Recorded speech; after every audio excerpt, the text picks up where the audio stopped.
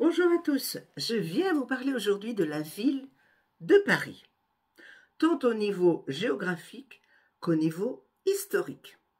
Alors au niveau géographique, je vous ai préparé un petit plan.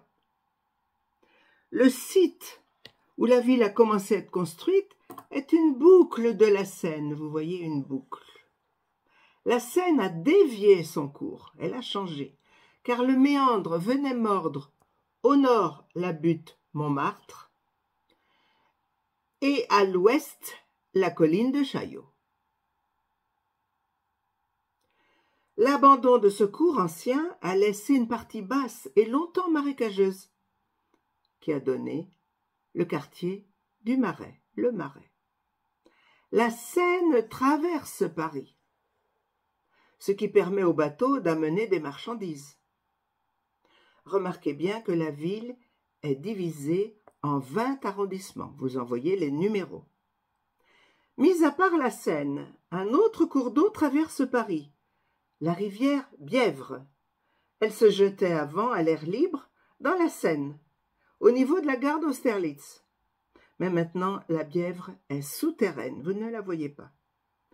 Alors elle est encadrée, cette ville, par deux forêts. Le bois de Vincennes à l'est et le bois de Boulogne à l'ouest. On les appelle les poumons verts de Paris. Le sous-sol de la ville est calcaire et fut exploité longtemps pour construire les bâtiments, ce qui explique que l'on trouve des carrières sous Paris. Paris compte deux îles, l'île de la Cité et l'île Saint-Louis.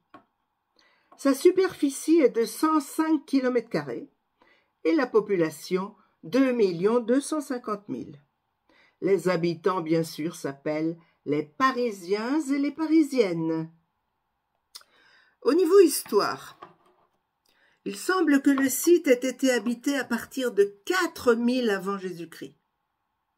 Mais c'est seulement en 53 avant Jésus-Christ qu'on trouve cet endroit nommé la cité des Parisis par Jules César, alors empereur romain.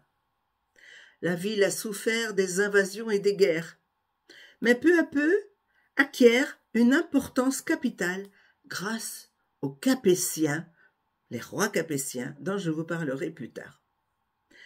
Paris est la ville la plus visitée au monde et compte un très grand nombre de monuments, d'hôtels, de restaurants.